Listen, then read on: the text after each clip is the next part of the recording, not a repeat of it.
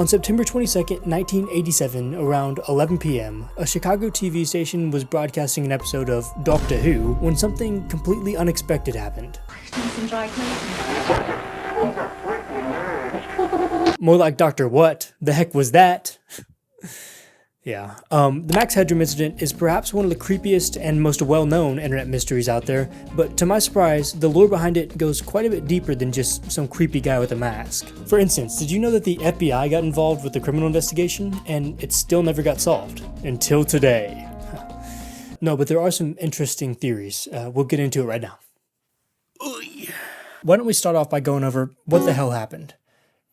Alright, so on that night of the Max Headroom incident, there was actually two TV stations that got targeted for hijacking. The first was called WGN TV. Around 9 p.m., Dan Roan was going over highlights of the recent Chicago Bears game when the broadcast was suddenly interrupted. At first, the screen just went black, but then a man wearing a homemade Max Headroom mask appearing in front of some kind of corrugated metal sheet. He has very strange mannerisms. He's creepily just swaying back and forth as if he's laughing, but there's no audio besides some eerie electronic distortion. After about 17 seconds of this, the screen goes black and then Dan Roan reappears. Well, if you're wondering what's happened, so am I. Reluctantly, he restarts his commentary on the Bears game. But unbeknownst to everyone, this was only the precursor to the Last Supper, if you will. What? It was like a dessert. At this point, I feel like I should briefly explain who Max Headroom is as a character, because it may be important when finding out who the potential culprit is. Max Headroom is a fictional character from a British made-for-TV film about a journalist who gets into a terrible accident and has his consciousness transformed into an AI. The film was later remade as a series that aired on ABC here in America, and Max became somewhat of a cultural icon. The character is meant to be a satirical commentary on consumerism, corporate media, and news disinformation. Oh look, and there's him in a Coke commercial. Huh, that's ironic. Anyways, around 2 hours after the hijacking of WGN, another intrusion occurred. This time, it was on a station called WTTW, during an episode of Doctor Who. At first, it appeared to be the same recording from before, but no. This time, it lasted much longer, and there was dialogue. They also added this weird scene at the end where the Max Headroom guy is getting spanked by a woman with a fly swatter. I guess this was the damn director's cut. Viewers around Chicago were shocked, to say the least, and a criminal investigation ensued. Crimes like this were not taken lightly. The culprit could have faced up to a year in prison and $100,000 in fines. But they were never caught. So now that you know the story, you may be asking, what the helly? Who would do something like this, and why? Wait, what's going on? I'm Max Headroom. If you're liking this video so far, make sure to subscribe, and go ahead and put the thumbs up as well. Do whatever you want, but it would be cool if you subscribe. This was a disaster. This isn't even funny. Alright, now that whatever that was is over, it's time to look at clues and decipher what we know about possible motives and whatnot. Did I say motives? Okay, when looking for potential motives, there's two schools of thought that we can kind of look at. The first is that it was some kind of troll or prank, and the second is that someone was trying to make some kind of statement. To figure this out, we have to look at the content of the video itself, specifically what the Max Headroom character was saying. I have a transcript of the video right here, so why don't we take a look and decipher it? Come on, let's do it! Jump on in, the water's fine. Alright.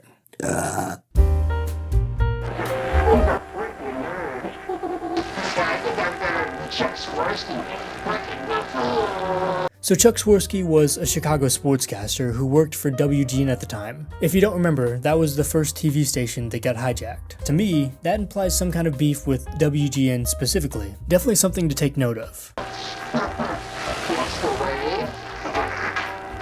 So Catch the Wave here is just a slogan for New Coke, which was, I guess, a sequel to Coke that they made back in the day.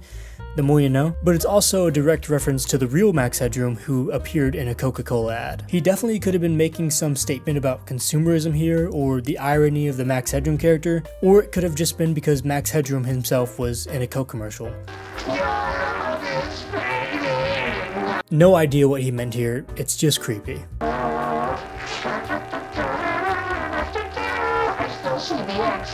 So Clutch Cargo was a cartoon from 1959 about a pilot who goes on adventures. I Still See the X is also a direct reference to the last episode of Clutch Cargo. Don't know if there's any kind of hidden meaning behind this one. I guess they're a giant masterpiece for all the greatest world newspaper nerds. So this one is another dig at WGN, aka World's Greatest Newspaper. He's calling them out. And last but not least, I'm not going to talk about this part.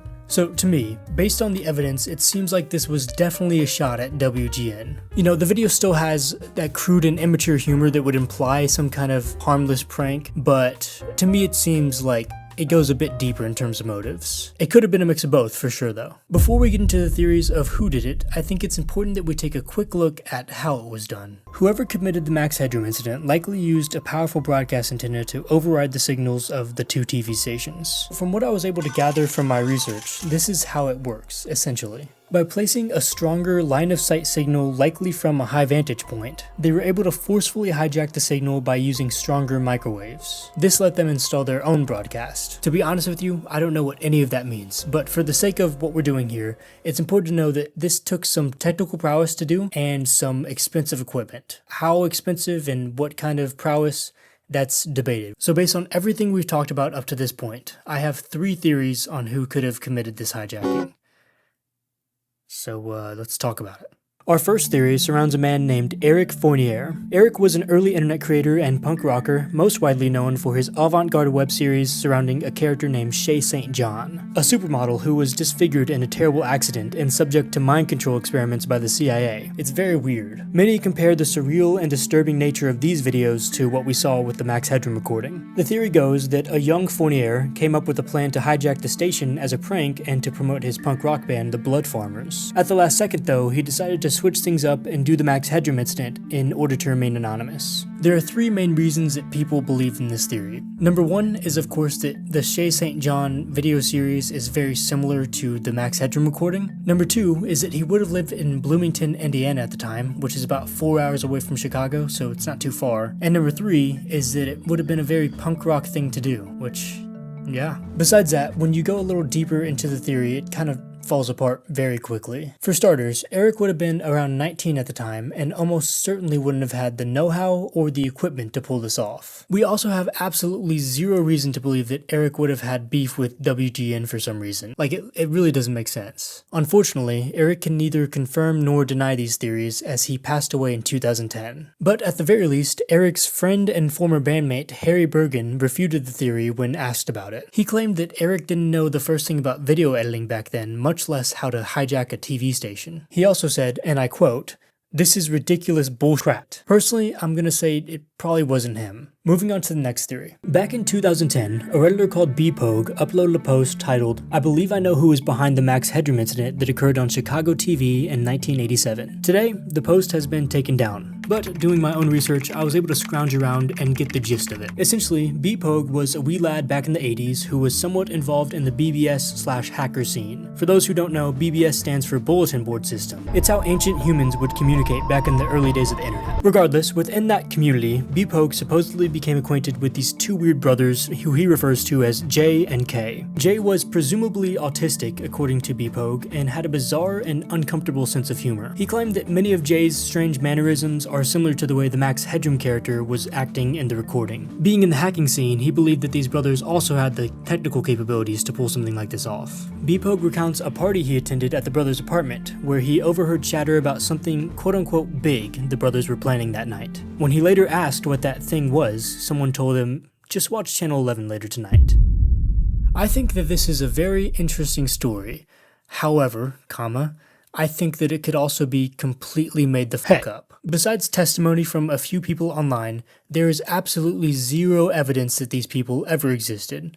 So, I could just say I did the Max Headroom incident. Nevertheless, it's a super cool and fun story. I know. How about a lame one now? My final theory is that the Max Headroom incident was done by someone completely random and unnamed, most likely who had ties to WGN, perhaps a current or ex-employee. This would explain why WGN is mentioned so often, and it's most likely that such a person would have had the technical knowledge to pull this off. It's also almost certain that we will never know who this person is. The statute of limitations for this crime expired over 30 years ago, so whoever did do it is probably going to remain anonymous. Although it's the most boring, this is definitely the best theory. Most likely it was probably just some anonymous nerds who had an issue with WGN. Sorry buddy, welcome to the real world. Unfortunately this is boring as hell, but whatever. Either way, the incident made for a great story, and it's been super fun presenting that story to you guys. You know, maybe the Max Headroom incident was the friends we made along the way.